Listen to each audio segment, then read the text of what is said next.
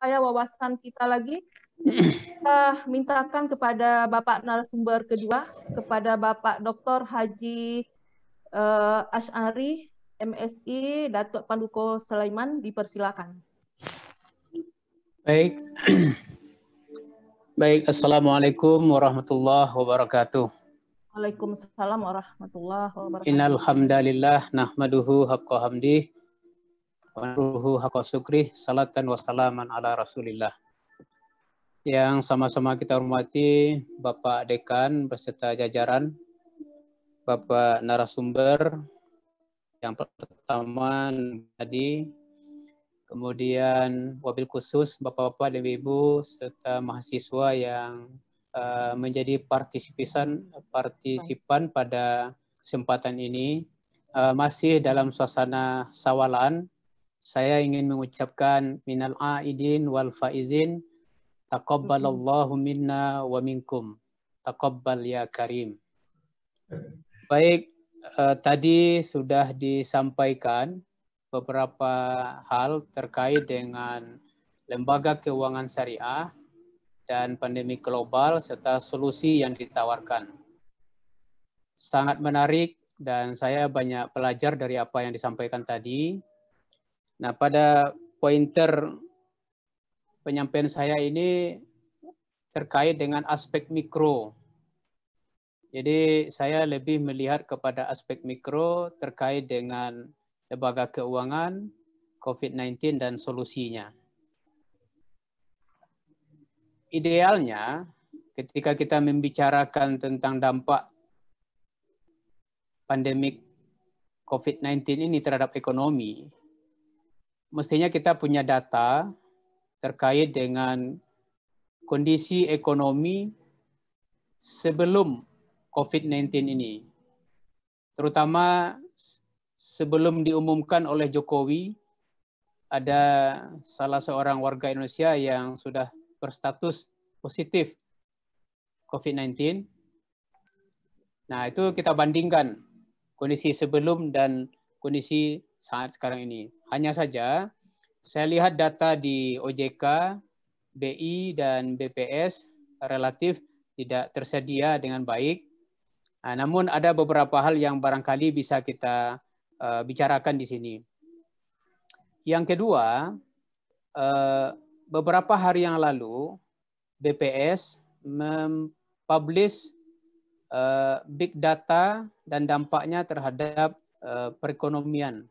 Nah, saya mengambil data itu, kemudian saya mencoba mengajak kawan-kawan dari lembaga keuangan dalam ini mikro untuk memberikan sedikit hal terkait dengan apa yang dia rasakan di dalam mengelola lembaga keuangan dari dampak COVID-19 ini.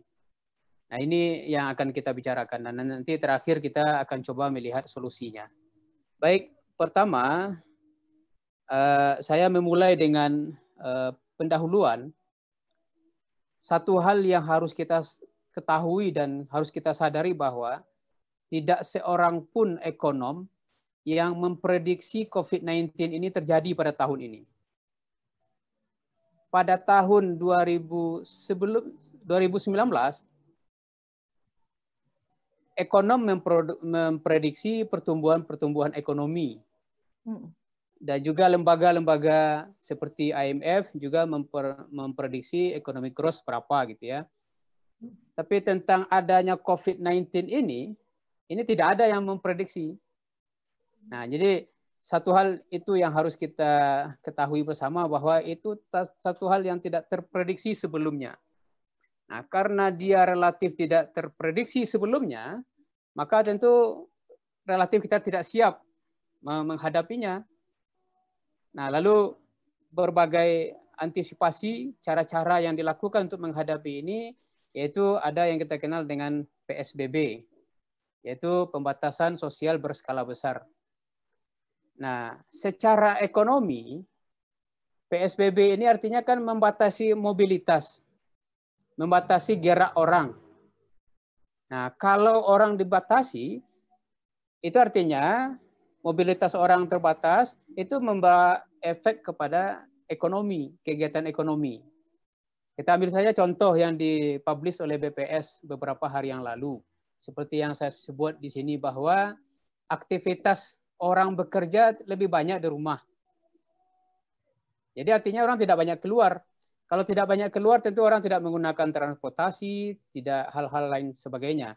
Dan itu tentu membawa efek kepada ekonomi. Orang lebih banyak stay at home. Nah, ini adalah satu hal yang harus kita yakini bahwa satu hal yang tidak terprediksi sebelumnya itu membawa problem yang sangat besar. Nah, kemudian saya juga memperlihatkan data yang dipublish oleh BPS beberapa hari yang lalu dari aspek kegiatan penerbangan, yaitu penerbangan internasional ke Jakarta dan penerbangan internasional ke Denpasar itu semua sebaliknya. Nah, ini yang dijelaskan tadi secara tourism punya efek nih. Nah, apa yang ingin kita jelaskan di sini, message-nya adalah bahwa COVID-19 itu punya efek kepada kegiatan ekonomi based on data yang kita sebutkan tadi di antaranya. Nah, Bapak dan Ibu, sedikit kita lebih mengerucut kepada lembaga keuangan. Bagaimanapun lembaga keuangan sebagai sektor ekonomi tentu terkena dampak ini. Ya, terkena dampak ini. Nah, kita lihat dampak itu bisa kita lihat dari sisi organisasi lembaga keuangan. Yang kedua, bisa kita lihat dari sisi nasabahnya, konsumennya. Nah, dari sisi organisasi, sejauh yang saya telusuri mengajak kawan-kawan pengelola lembaga keuangan untuk bercerita tentang bagaimana operasional dia sekarang ini terkait dengan kondisi COVID-19 ini. Nah, umumnya menjawab bahwa BPRS, BPR, dan BMT tetap buka, dia tetap beroperasional sebagaimana sebelumnya. BMT di kampung-kampung, di negari-negari, di pelosok yang non jauh di sana, yang ada lembaga keuangan itu tetap beroperasi dalam kondisi sekarang ini. Yang mereka lakukan adalah pembatasan untuk pemberian pembiayaan. Kalaupun mereka tetap memberikan pembiayaan, tapi itu hanya untuk restrukturisasi. Nah, umumnya ini kalau nasabahnya adalah PNS, karena PNS itu relatif aman dari segi risiko. Nah, kemudian dia tidak banyak memberikan pembiayaan dalam rangka untuk memperkuat likuiditasnya. Jadi kemampuan bayarnya dia perkuat karena dia akan berhadapan dengan Idul Fitri dan kemudian dia berhadapan dengan COVID-19 yang tidak tahu kapan endingnya. Jadi uncertainty, ketidakpastian. Nah, secara ekonomi tentu ini punya problem ketidakpastian ini. Nah, maka tentu nasabah lebih banyak melakukan penarikan-penarikan di samping kebutuhan Idul Fitri. Nah, kemudian yang dilakukan oleh kawan-kawan di lembaga keuangan syariah itu sekarang adalah merevisi rencana bisnis. Jadi kalau pada awal tahun atau sebelumnya di akhir tahun mempersiapkan RUPS-nya, mereka sudah merancang rencana bisnis. Tapi begitu beberapa bulan setelah 2000 ini berlewat, sampai Maret tentu sudah muncul COVID-19 ini dan mereka berlalu beberapa minggu, kemudian beberapa bulan sudah nampak efeknya dan ini segera direvisi. Direvisinya rencana bisnis. Itu yang dilakukan oleh kawan-kawan di lembaga keuangan. Kemudian dari sisi konsumen, kita tahu bahwa dari segi pembatasan ya PSBB itu tentu membawa efek kepada kegiatan ekonomi. Kita yang hadir di webinar ini yang banyak yang stay at home tentu tidak banyak melakukan kegiatan di luar, tidak menggunakan transportasi, tidak menggunakan hal-hal yang biasa kita pakai dan itu ada cost, ada biayanya. Sekarang itu tidak lagi. Nah, tentu punya arti tersendiri terhadap ekonomi. Begitu juga lembaga keuangan. Lembaga keuangan dari segi konsumennya punya dampak COVID-19 ini. Mari kita lihat. Saya coba hubungi kawan-kawan pengelola lembaga keuangan. Saya pakai inisial A, B, C. Ini semua adalah pimpinan lembaga keuangan ini yang saya kontak. Saya tanya, bagaimana proporsi nasabah dia. Nah, data yang muncul yang saya sampaikan di sini adalah mayoritas adalah UMKM. Nah, UMKM adalah sektor yang terdera dalam kondisi COVID ini. Nah, ini tentu menjadi persoalan bagi dia. Apa persoalannya adalah ada problem kemampuan pengembalian pembiayaan. Kenapa? Karena usahanya tidak jalan dan lain sebagainya. Nah, yang dia mohonkan itu adalah relaksasi. Nah, pihak lembaga keuangan merespon relaksasi ini dengan sangat birokrasi. Sangat birokrasi artinya diajukan dulu, diajukan permohonan, dibahas di rapat-rapat dan lain sebagainya, dipertimbangkan. Nah, itu cukup memakan waktu dan tentu ada proses yang harus kita ikuti di lembaga keuangan. Nah, kemudian ada beberapa lembaga keuangan yang meminta dan menetapkan nasabah tetap bayar. Meskipun yang dibayar itu hanyalah margin. Jadi tidak ada yang nol. Tetap harus ada bayar per bulan. Nah, ini kondisi-kondisi, semua kondisi ini baik dari sisi organisasi ataupun dari consumer side, ini semua adalah gambaran dari dampak dari kondisi sekarang ini yang kita alami.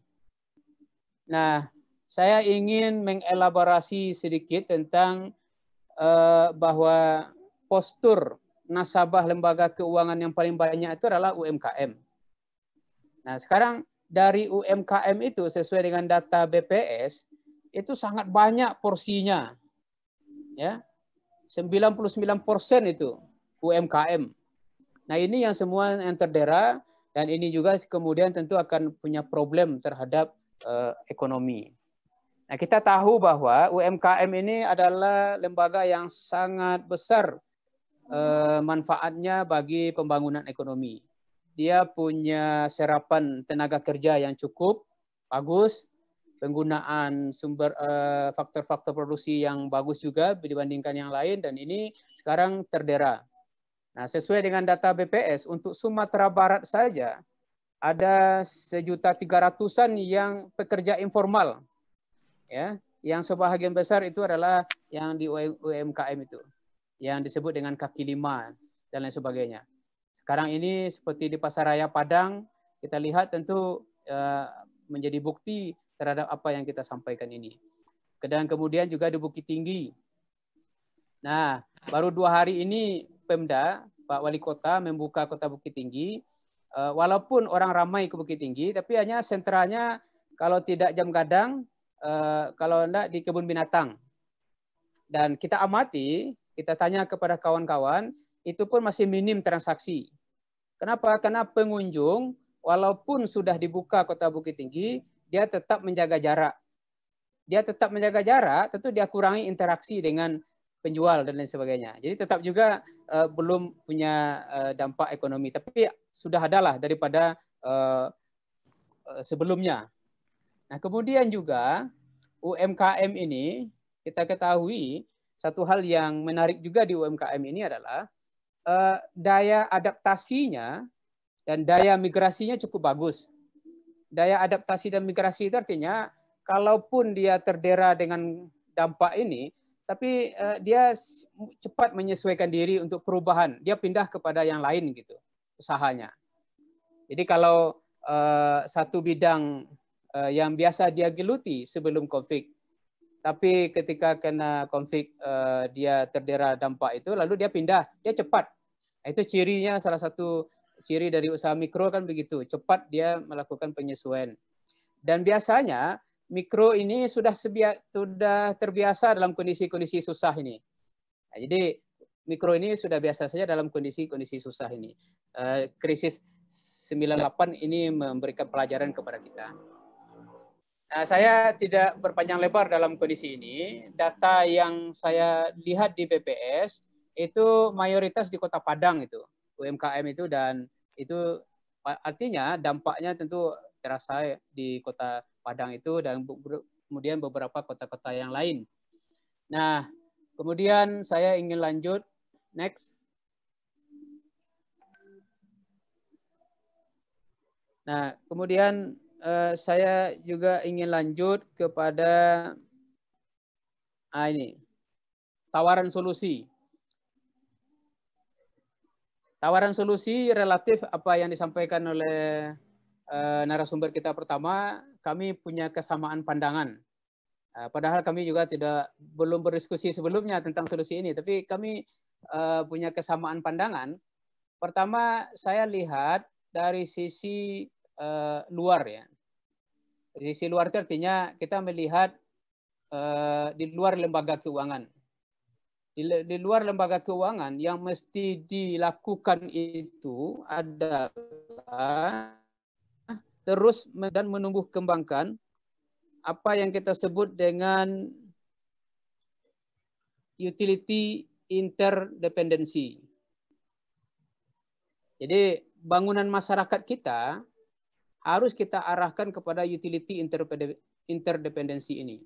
Artinya, kita memperoleh manfaat itu dengan adanya orang lain memperoleh manfaat. Kita bahagia dengan adanya orang lain bahagia begitu. Jadi bagaimana itu bisa kita ciptakan di tengah masyarakat kita. Bisa saja stimulus-stimulus kebijakan-kebijakan pemerintah, tapi behavior masyarakat kita itu mesti juga kita terus edukasi. Ya, bahwa kita memberi manfaat sebanyak-banyaknya kepada orang, itu nanti juga akan memberi manfaat juga kepada kita. Kalaupun orang bahagia, kita juga akan berdampak kepada bahagia. Nah, ini yang harus kita tanamkan kepada masyarakat kita. Nah, ini yang dalam bahasa lain disebut dengan juga punya rasa empati dan lain sebagainya. Saya melihat sejatinya masyarakat kita ini yang sesungguhnya yang dia miliki.